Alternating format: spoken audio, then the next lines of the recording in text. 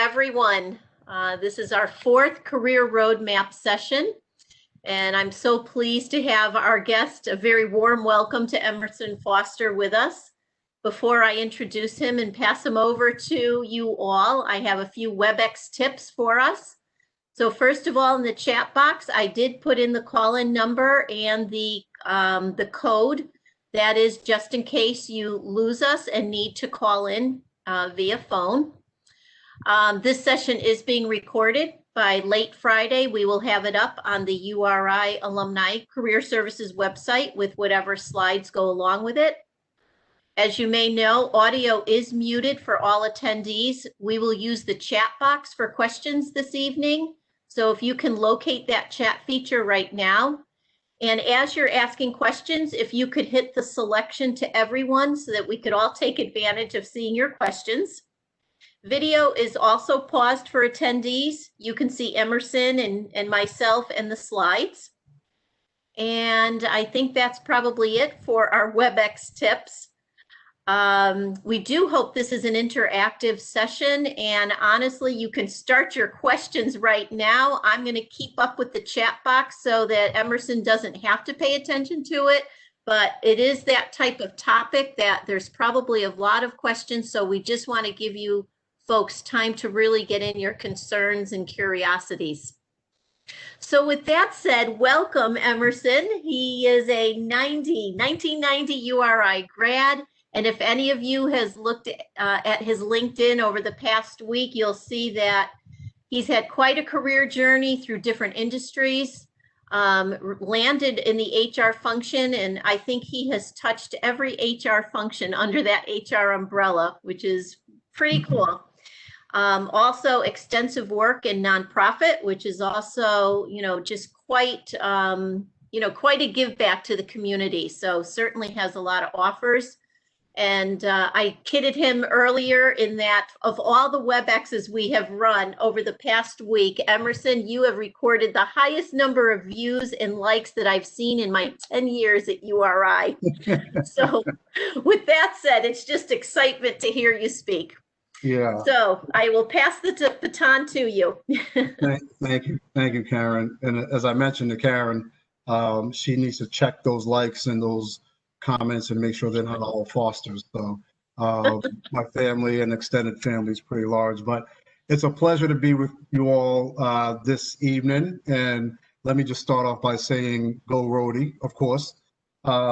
It's just great to have this opportunity to interact with you all. As Karen said, hopefully this session will be very interactive. I'm certainly not here to teach you kind of the 1 to 20 tips on networking and just drone on about those particulars, if you will. I know there are questions that you may have, and I know that you all are probably familiar with engaging people and building relationships, etc.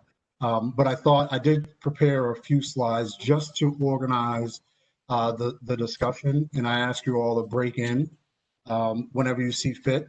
And we'll veer off, and Karen will help me bird dog those questions, and I'll answer them as best as I possibly can. Just quickly, in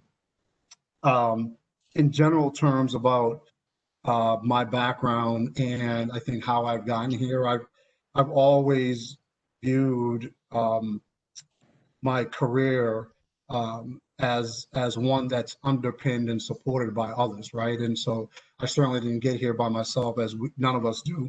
And what has helped me, frankly, are those relationships that I've built over the years in many different capacities that I've been able to lean on to help me get to where I am. So hopefully some of that will course through the discussion that we have this evening.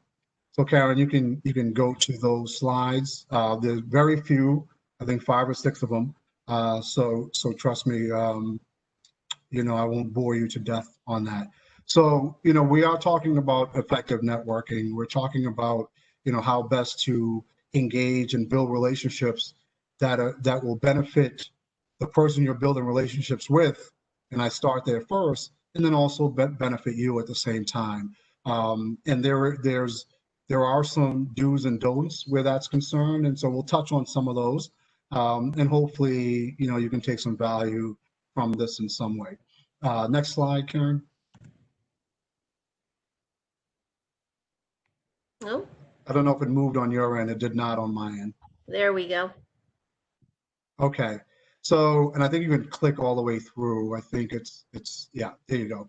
So just some things or some ideals that I live by. And I think if you were to Google networking, I think some of these things will come up in any examples of what is, good and bad about networking. But, the first bullet I have here around networking is, and what it is conscious. And when I think about my own experience, I would not call myself an extrovert by any means. When I'm home, I'm typically, I won't say I'm a homebody, but I'm one that, I kind of keep to myself.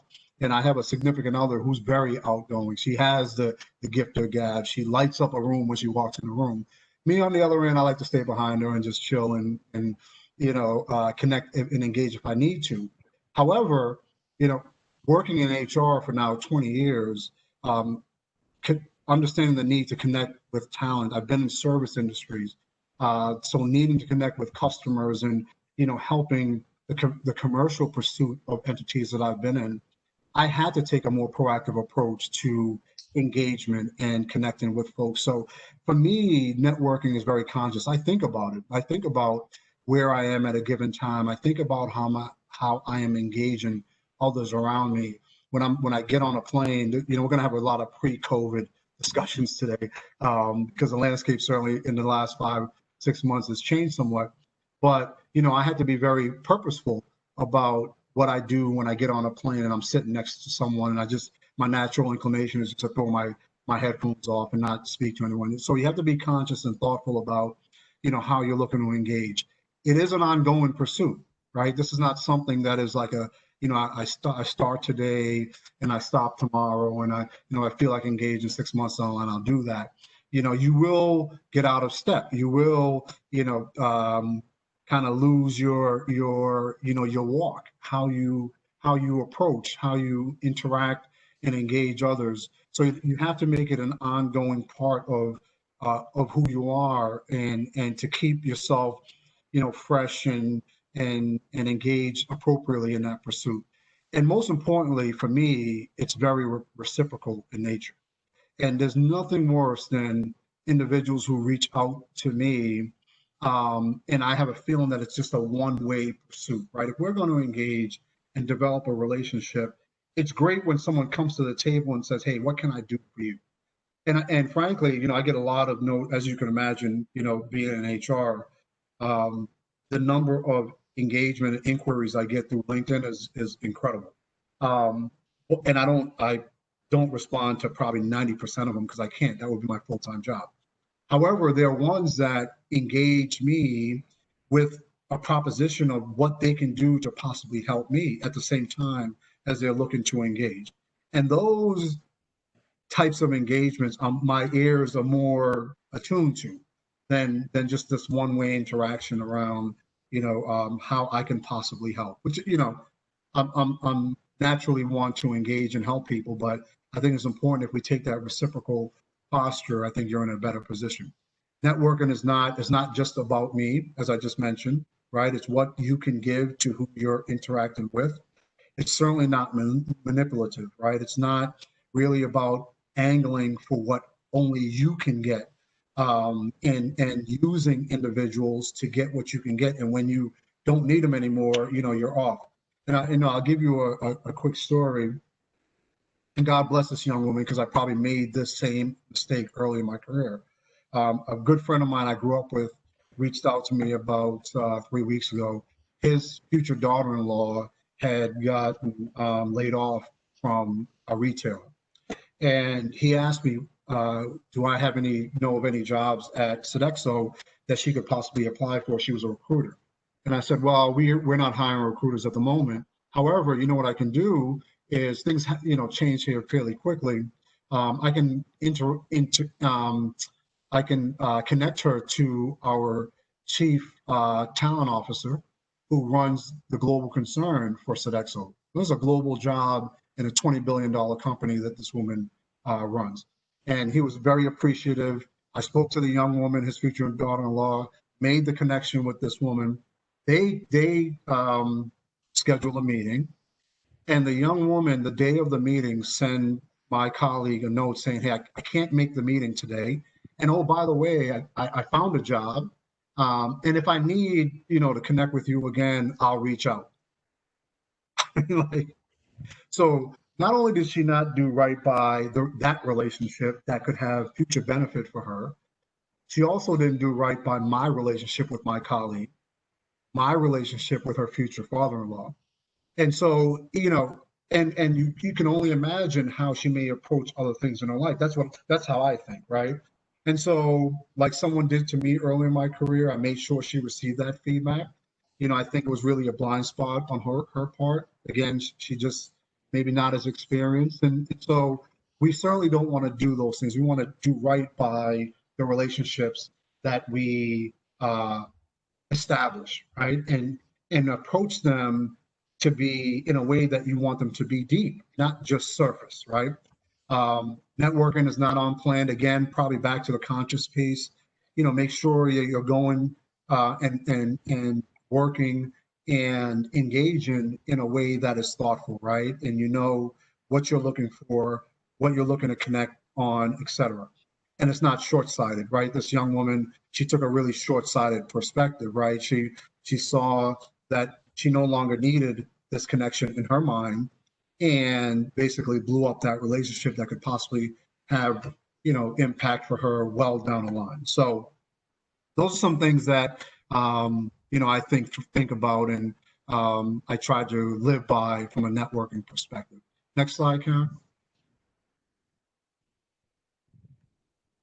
And Karen, if I can, I'm going to pause and take a question in the chat. Can I do that? Yes, please do. Okay, so I'm curious about an example of how I can be reciprocal when I'm looking for a job in the digital world. What can I offer when I'm sending an email or a LinkedIn message? Very good question.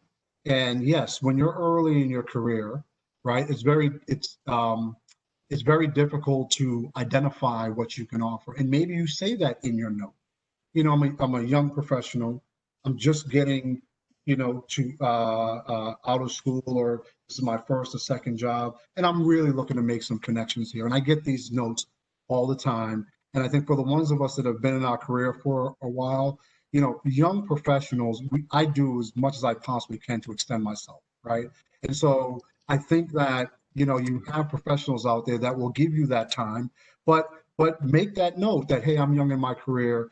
There may be not things that I can give to you at this moment, but I'm willing to engage, and hopefully you can assist me, and maybe in the long term I can be of assistance in some way as well. But you're absolutely right. It's a difficult step when you're young in your career, but make it known that you're here to engage, and you're here to engage long term. The other piece I would say, as you're starting, your job search in that digital world, no different than how you found me on LinkedIn. We spoke today, and I was going to mention this moving down the line as we talked a little bit about LinkedIn. But there are, and I was aghast at this, there are 2 million groups on LinkedIn. 2 million. And there are 8,000 groups that are added every single week on LinkedIn, right? And so as you're trying to, surf and find, and, there's ways to really find different niches, different communities that you can connect with, early on as you're trying to find your way, around LinkedIn and networking, right? So the knows within networking, know what you want, know who's out there, right? For me, my job at Sodexo, yes, I run HR for the North American business. However, my job is really, I look at my job as almost as also a commercial pursuit. We're in a service industry, provide services. So I want to sell business even though I'm in HR. So I view that when I'm thinking about connections I need to make, I'm thinking about our pursuits, not only our pursuits from a commercial perspective, but for me, as I'm looking to just build my network, I'm thinking about that through that landscape where Sodexo is concerned. So I want to know who's out there, who are the HR leaders in certain companies, who's responsible for the services in certain organizations. So I have that conscious thought about who I may want to connect with and how to do that. Again, how can others help? Be conscious about that. And we just talked about, what can you offer in return if there's something to offer, okay? Okay, I see, received a text from, I received from a text to Karen, being sensitive to people's time. What is a reasonable time to ask for when asking to talk to someone? I do this all the time. In fact, I did it today with a president of a business line at Liberty Mutual. I said, hey, Tim, I have something to run by you. It literally won't take 5 or 10 minutes. Now, I knew it'll probably take 15 or 20 minutes, but 5 or 10 minutes, he knew that I was being respectful of his time. And I am going to pour through that as quick as I possibly can and be respectful of his time. And it took 10 minutes, frankly, right? But I put up front and let folks know, if I'm reaching out to someone blindly, no question, I let them know that I'm here not to take up a lot of your time. And I get a lot of notes from people that say, can I connect with you? What's the best time to connect with you on your calendar? And I'm thinking to myself, well, I hope that they realize that, one, I have a day job that's a pretty engaged day job. By way of how they found me, you can imagine how many other people interact with me in that fashion.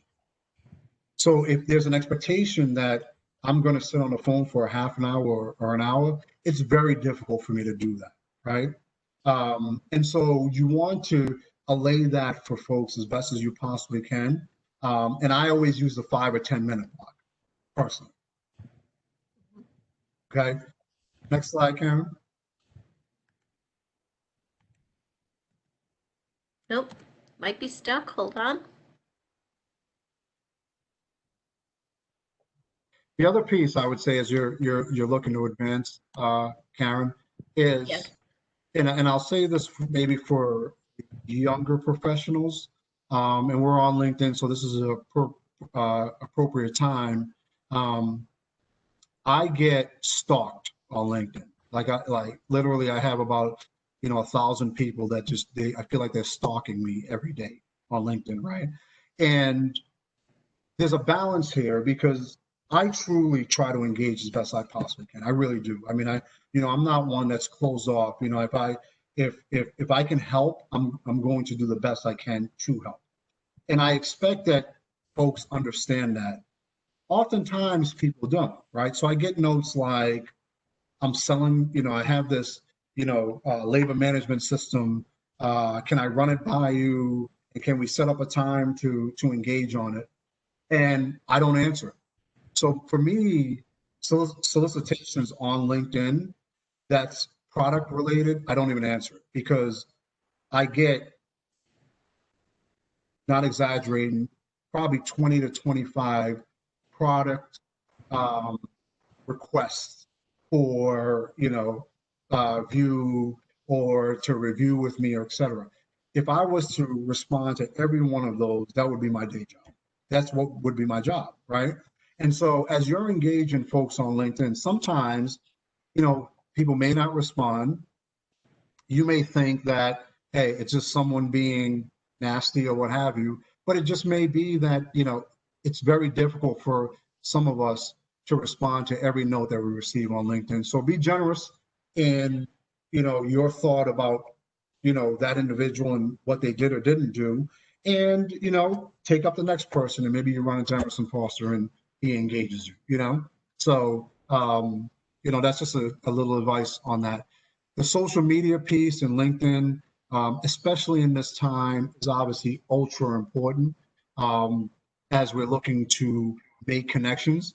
I was mentioning to Karen in 2007, and I'm dating myself a little bit. Well, you already did, Karen. You said I graduated in 1990, so folks know they've counted my years now. So anyhow, but in 1990, when I left Stop and Shop after 13 years, frankly, and I never thought I'd leave the company.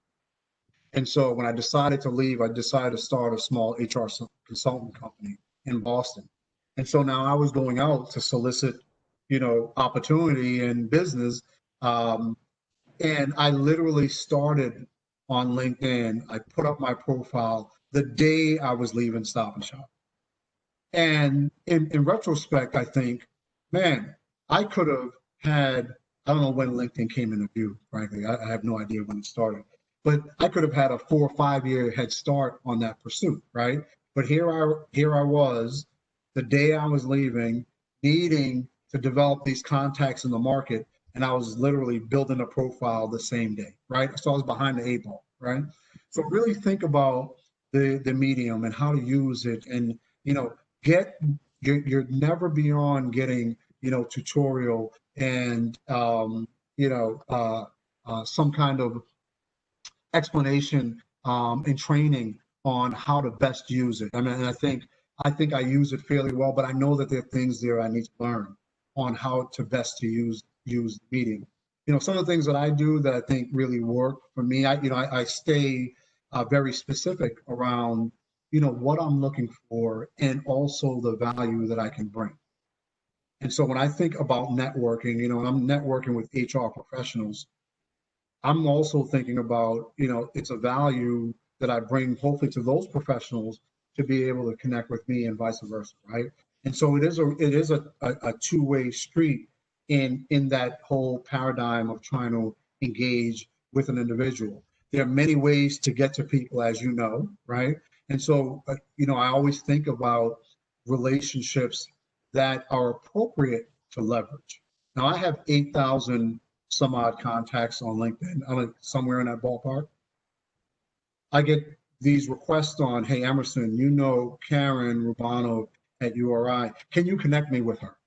Well, I send them back a note. Yeah, Karen is a contact of mine, but I don't know Karen well enough to make that connection, right? So that on LinkedIn, there are relationships and connections that are deeper than others, right? They're ones that I'm willing to leverage because that individual is someone who I've known for a long time. By the way, I'm sorry, my phone is ringing. People are looking for me in Singapore, I think. So anyhow, understand that there's not every connection on the medium is to be used in the same fashion, right? There's some that are just there that at some point you may engage in some form, but there's some that you're going to be able to develop a deep relationship with. And I'll give you an example. And I go back to, again, my work at Sodexo. One of our biggest clients in our corporate space is a global financial institution, I'll call it, in the Washington, D.C. area. And they're responsible for the global economy. There's only 2 of them there, so you can guess. If you take a guess, it'll be one or the other. So, but we have a partnership with one of them. And that contract is roughly worth at Sodexo about $150 million a year, that contract. Well, that contract is up for bid in 6 months. And, we're a little nervous. We've had the business for about 10 years, but our competitors are breathing down our necks for that business. And I don't know that our delivery there has been the best it could be, right?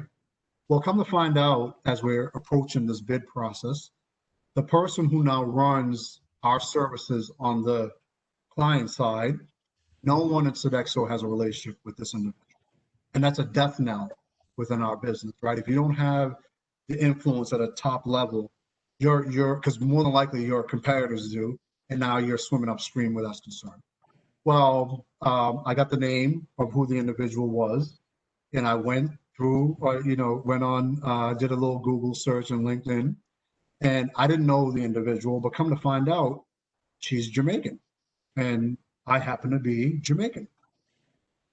And so I read an article that they did an expose on her in the University of the West Indies, and come to find out she's not from too far where I'm from.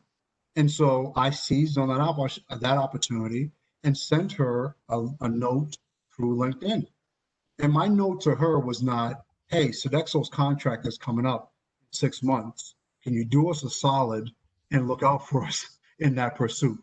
No, my note to her was, hey, listen, and so us Jamaicans, if there's any Jamaicans online, Jamaicans, we call ourselves yardies. So, when I'm talking to a Jamaican and I say yardie, they know I'm off, I'm true to it, right? So this is no, I'm not a cool runnings Jamaicans. I'm a true Jamaican. So anyhow, I sent her a note with that, those connotations, and said, hey, listen, it was great to see, a Jamaican woman in this expose. And I also noticed that we're partners. Sodexo and the IMF would love to connect with you on that. And she and I have a call. So fast forward, we had a great conversation initially. We have a call every month from now till the end of the year. And the 3 calls I've had with her, we've talked about Sodexo twice in our conversations over that period of time, right? So my pursuit with her is really truly to develop a relationship, right? That I feel will have some benefits, certainly, right? But however, even if it doesn't, she and I will have a relationship well past Sodexo, right? Mm-hmm. And that's the only that it's important to approach relationships in that fashion. Karen, I got a note here. It says, Mr. Foster, the sound went out. Are you on mute? Now, Karen, I know you can hear me. I can hear you. Can you? Yes. I hope others can hear me as well. Can someone else maybe drop a note in the chat? Great. Yeah. So I'm not sure who that was. If we can go back up, that person may have an audio issue. So anyhow, though that's an example of, and I think it's strategic networking, but it's certainly done with a purpose beyond what I can get and what Sodexo can get, right? Mm-hmm. So let's just think about it in that fashion and use the social media piece appropriately. On social media, listen, get yourself a professional headshot for the young folks in the audience. It's a more relaxed atmosphere than it was. Don't be like me. I have suit and tie on and I'm all buttoned up on LinkedIn. However, you don't have to be all buttoned up, but let's not have your shot of you in the gym on LinkedIn, right? Present yourself in a fashion that you want to be engaged. Okay, next slide. It's such a delay in advancement, but I'm trying. There we go. It's okay. So just again, some pieces, and again, you'll see some recurrent themes here. I don't want to drone on about these. The nurturing of the relationship. It's no different than in your personal life, right? For me, I've always the relationships I have at URI carry me to this day. Before this call, there's a gentleman who I played football with at Rhode Island. He runs Amazon Web Service, their sales group, and he and I were on a call earlier today, right before this call, and we were just catching up. So every once in a while, I literally, for the relationships that I have, I'll just send a note to folks, hey, how you doing? We haven't connected in a while. Just, dropping you a note to say hello. You have to nurture those relationships. Those relationships are important. And when you just come when you need, oftentimes it's too late. And that person, may not, give you the engagement that you're looking for because, you're just coming just in time, just when you need, right? And so nurture the relationships that you have, not only in your personal life, but in your professional life. And those LinkedIn relationships that you deem to be close relationships, caretake those relationships as well. It's important, right? Establish your style. How do you connect, right? What are the things that you use as kind of table setters in establishing that contact? Again, pre-COVID, we all walked in the room and then we were looking, okay, so how do we work the room? How do we engage the room? And for me, I'll tell you, it was not a normal pursuit for me. Because personally, I'm more apt to walk into a room, go to a bar, get a drink and, kind of sit back as opposed to just, and reaching out to people who I don't know and engaging in that way. I had to learn that over time, and I've become certainly adept at doing that and willing to do that because I understand my mindset is, my next hire may be in this room, right? There may be someone here that I can help in some form or fashion, right? There may be someone here who has a really interesting story that I'd like to hear, right? And so be willing to engage, establishing your style and how to do that. Listen, we all want to talk about who we are and what we do and, what we can do, but it's great also to listen to people and, understand their story. And when you listen, that's when you find the things that are, those commonalities, right? Those things that you share that you now can, kind of use to really establish a deeper understanding and a deeper rapport, right? Observe those nonverbal cues again in pre-COVID world. There's some folks who you can tell, they're willing and open to engage. There's some that may not be, right? And so, what you may get is a yes, no, or what have you, and then you move on because that's how they're looking to engage. Again, their cues, through the social media medium, as I mentioned.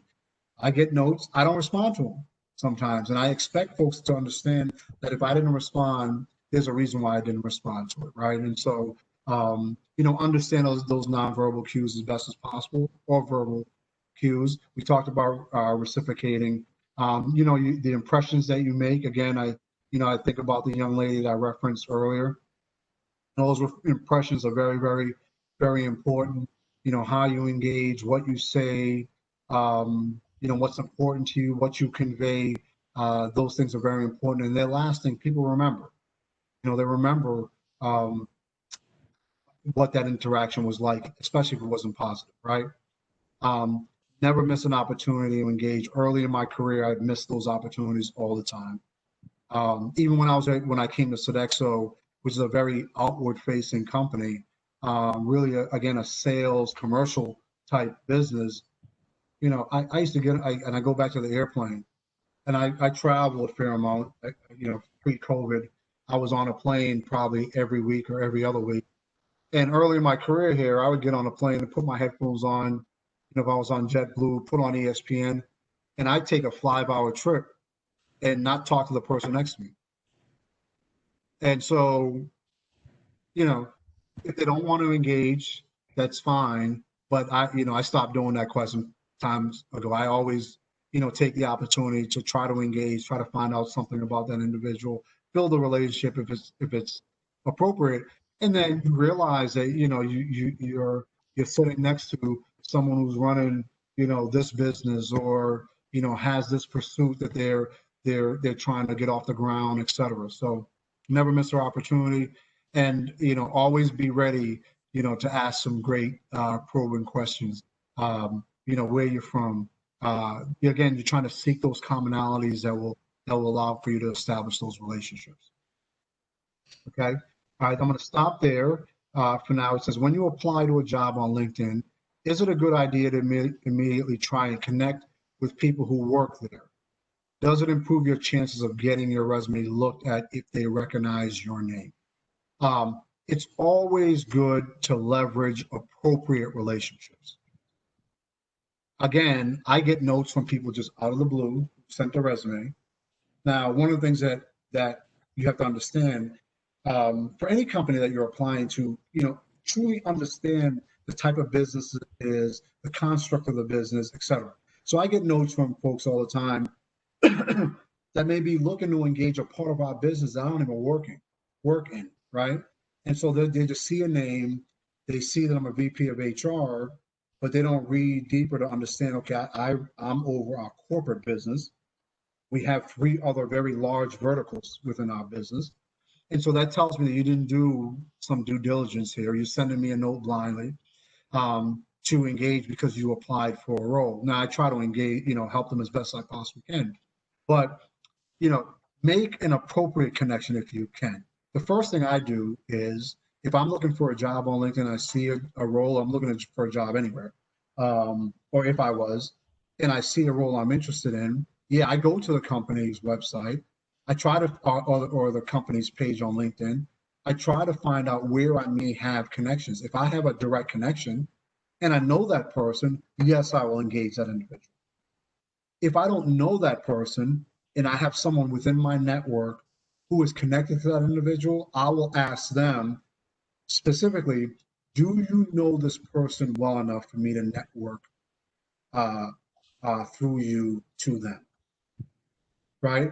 Because again, it doesn't mean because that person is connected to them that the relationship is strong enough to network with that individual, right? So do you know them well enough to network with? And if they say yes, then yes, you engage directly with that individual. If not, again, you continue to try to find ways. I don't think it never hurts, again, if you know who the role reports to, it never hurts from my perspective to send a note to that individual with your resume, to leave it there, right? Because if that individual does not engage you, more than likely they're telling you that they don't think that you're, the proper person for that role. More than likely, more than likely. I would not continue to run that person down, 3 and 4 notes. Hey, I sent you a resume. What's going on, right? Because you engage that person out of the blue. It's someone who you do not know. If you know that person, different story. Okay. All right. Did we And miss Emerson, I actually have a follow-up to that. Someone submitted today. Are recruiters open to Inmails? I have a 30-day free subscription on LinkedIn, and it is allowing me to send free emails. I have applied for a couple of jobs over the past couple of weeks. Should I be reaching out directly to the recruiters, and are they open to that? Yeah, I think you should. If you have Inmails, take advantage of them. Take advantage of them. Now, again, be smart about the note that you send to the recruiter. Hey, Karen, my name is Emerson Foster. I sent a note or I applied for a role. You may not have seen my resume. Can I forward my resume directly to you? Ask the question. Can I forward my resume directly to you? If so, send me an email and I can send it directly to you. I have this experience, that experience, a couple bullets, leave it there. And if the person engaged and they're willing, well, there you have the entree. If they don't, leave it right there. But use the Inmails because the Inmails are very, it's a very important tool to get directly to individuals. But again, just be smart about, excuse me, the note you send and your follow, right? And your follow. You don't want to be that person that's stalking someone on LinkedIn. Please don't stalk me on LinkedIn, right? You don't want to be that person, so be smart about it. Yeah. Okay. Okay. Next slide, Karen. I don't think there are any other questions. This is my last slide, and I think it's an important slide, even in its simplicity. And we might get there. It'll get there. It'll get there. There we go. Yeah. Oh no, actually, I have another slide. Sorry. Okay, quickly. What are actions that you can take to build your network, right? And so, think about not even just pre-COVID, but just in general terms. You can't build a network. You can't expect the network to come to you, right? You have to go to where the network is, right? And so, I in my career, my network has really grown because of not only my connections I made through the corporate environment, but the community engagements, my neighborhood association, my sitting on nonprofit boards, my volunteering. All of those things have helped to build my networks, frankly, across the country, frankly. And so think about how you can step outside of your home from behind the computer, if again, when we get back to normal times, and really engage directly with people in those spaces to build those networks. Again, those networking events, that are taking place currently, as you know, even in this virtual environment. Find them, right? I mentioned earlier, for all of you that are in your career, whether you're in the not-for-profit space, for-profit space, whatever it may be, there are 2 million groups on LinkedIn that you can plug in. A great many of those groups are open groups that you can get into.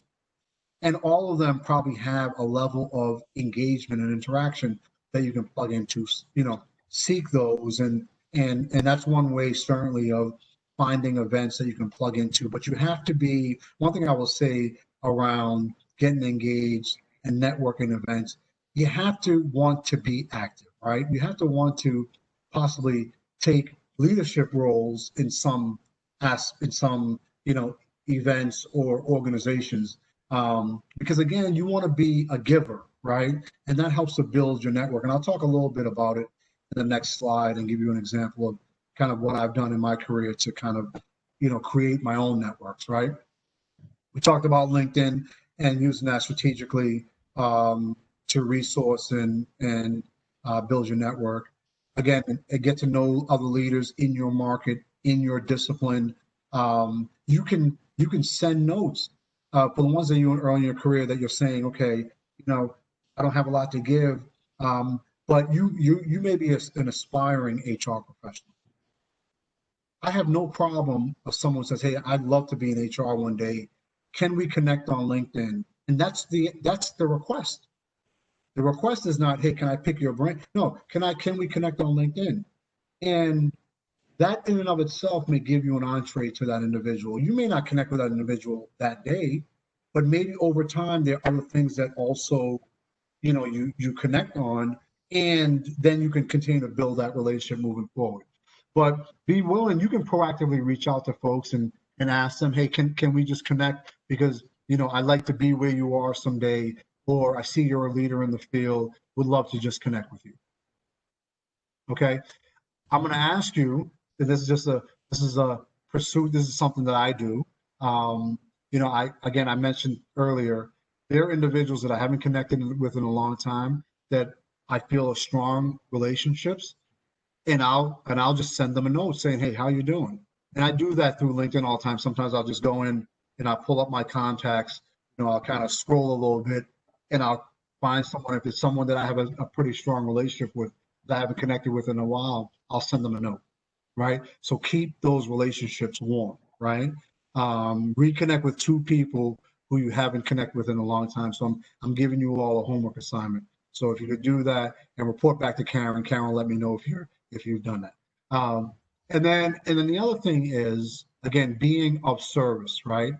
And we mentioned, how can you create value for others, right? And I do this all the time. I meet people all the time that I understand that they may be in real estate investing. Well, I know a couple individuals that have real estate investment firms, and I connect them all the time, right? And so connect 2 people that that don't know each other, right? That may have, some similarities, right? They may be URI grads, right? You just want to connect 2 URI grads, or they may be working in the same discipline. You may have a good relationship, with someone who works, like I mentioned here, in the oil and gas industry. Someone else who do, but they don't know each other. Make that connection, right? And that's just, again, paying it forward and being of service to someone. And my last slide, Karen, I know we want to stop at 7:45 here and open up for questions, but my last slide is really about creating your own network. And for me, the biggest value that I've been able to give myself in this whole kind of paradigm is I have taken the opportunity over my career to establish, events or, activities that allows for me to build my network. If you go to my LinkedIn feed, you'll see that there is a great video that I helped to coordinate of some leaders addressing, some of the social concerns that we have. That group that numbers now in the hundreds is something that I started back 22 years ago. And it was a networking group for men of color. And I started that group 22 years ago because back then when I was young in my career, I didn't have an opportunity to see many individuals like myself. And I thought that, now that I'm growing a career, I think of, other young, men of color who may be looking to me and others as role models and may want to connect. So I developed a group that we have these events, every quarter or so, in which we get a couple hundred men at these events. And my network has exploded because of that, that event that I started 22 years ago, right? And so, whether you're in a HR discipline or, you have book clubs or whatever pursuit that is important to you, there's probably ways of leveraging that pursuit to start something that would have benefit to you in growing your networks, both personally and professionally. So take that opportunity to maybe create something for yourself that may be beneficial to you. Okay, I will stop there, Karen. Hopefully you all got something out of that and it made some sense. But thank you all for listening, and I welcome any questions that you may have, and I welcome all your connections on LinkedIn. Send me an invite, please. Mhm. Any questions?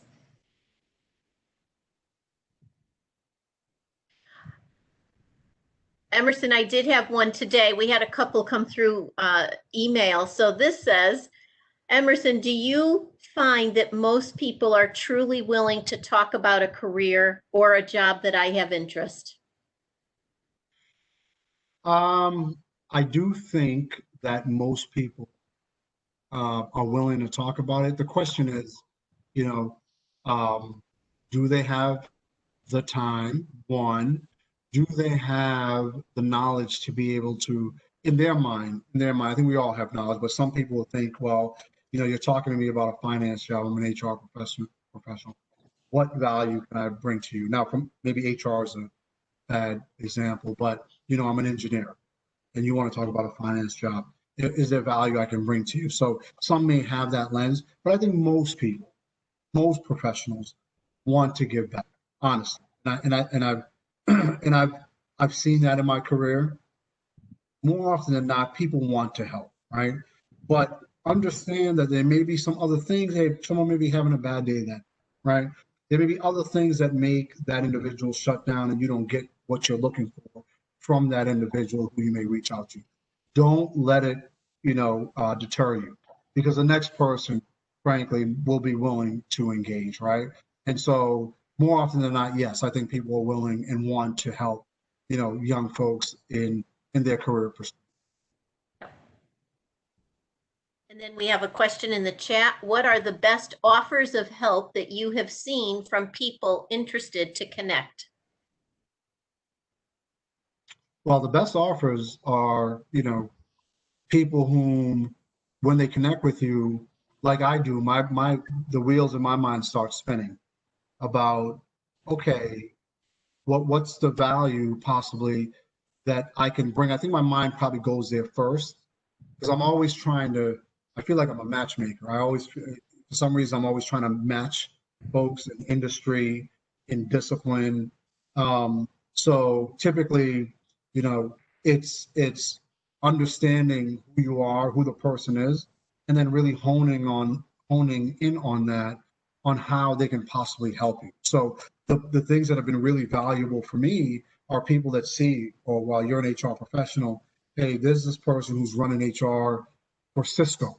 And, it'd be great if you connect with them, because I think that you guys have some things in common, and they're willing to take that step to really make that connection for me, right? So truly understanding the background and then really going that extra mile to make sure that they can bring some value.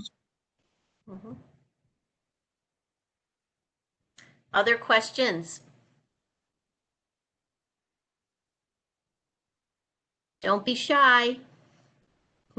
Please.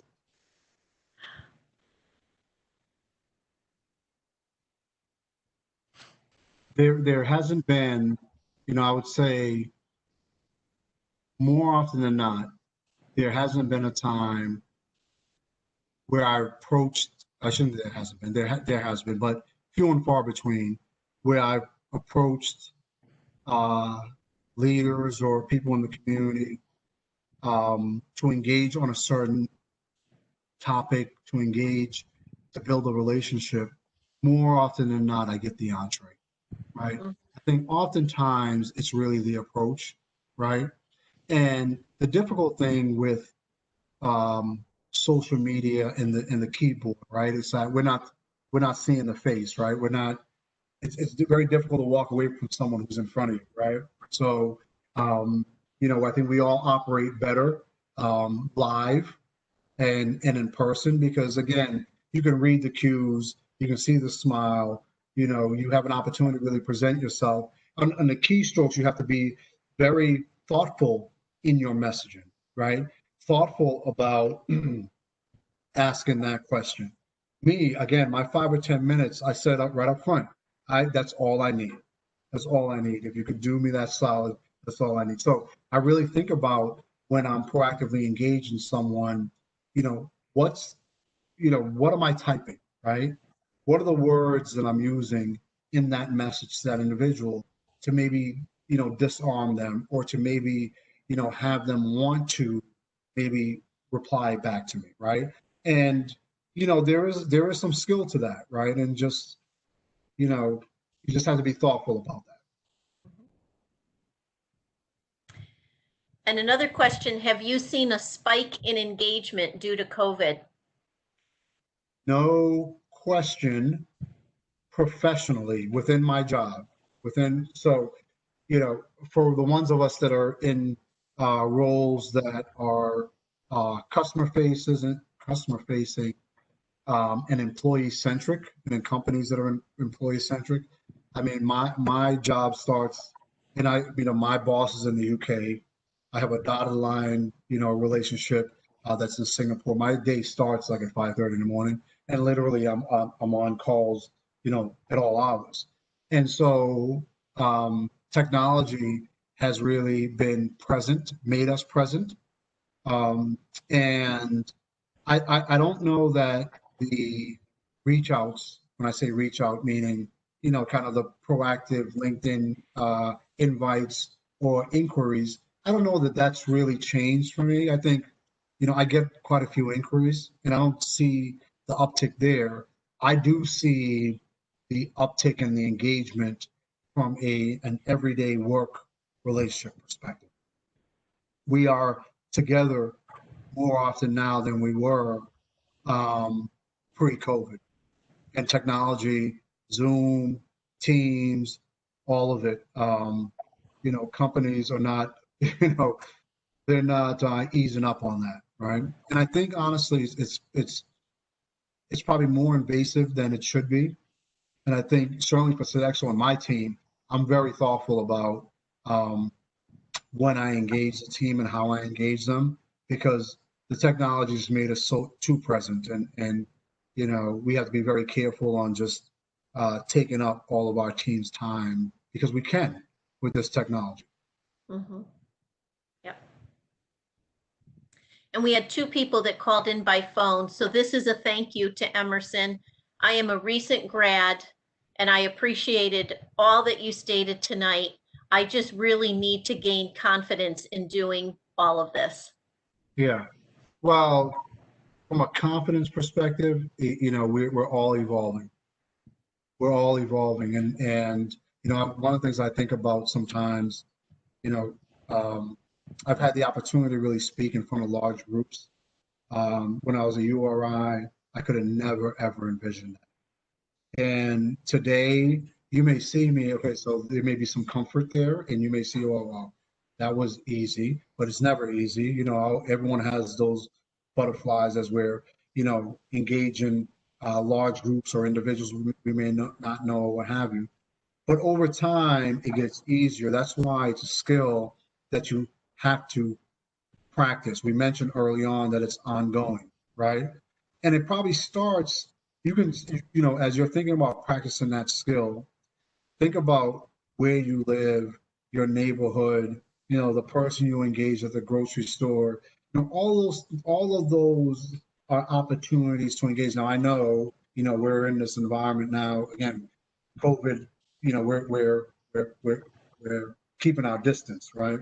But just think about how you can engage and continue to build that skill set. And over time, it'll get easier. Trust me. Mhm. And we'll take one last question. What do you like most about networking?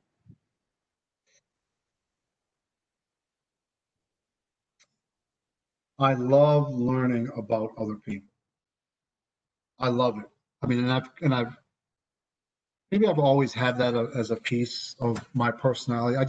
I love to learn about people's journeys because I always feel like there's some insight there that I can glean and either gain knowledge just to gain knowledge or gain some knowledge that may be beneficial. So I love to learn about, people's change in careers or, how they got to where they are. How did they start that company? What are the failures that they had? Now okay, I'm here now, but trust me, I've had failures along the way. There have been decisions that I've made that maybe haven't been the best decision. But here I am now. So, learning that and hearing how, the walk that people have gone through to get to where they are, to me, I've always enjoyed that. Thank you. Well, thank you, everyone. You really hung in with us. We are at the top of the hour, and Emerson, great insights. I'm sure everyone's walking away with a to-do, an action item. And I will take, I'm serious, all those LinkedIn invites because again, I have 8,000 contacts. You may be looking for a job in a company where I may have a high level contact. They may be close relationship to me. And maybe I get a note from you one day that says, Emerson, do you know so-and-so? And I say, yes. And I can make that connection for you. So let's get connected. Well, that's a huge thank you, I will say, from everyone. All right. Well, All thank right. you, Karen. Appreciate it. Thank you for the time. Go Rhodey. And hopefully we all connect sometime down the line. Thank you, All Karen. right. Thank you, Emerson, and thank you all. Have a good night.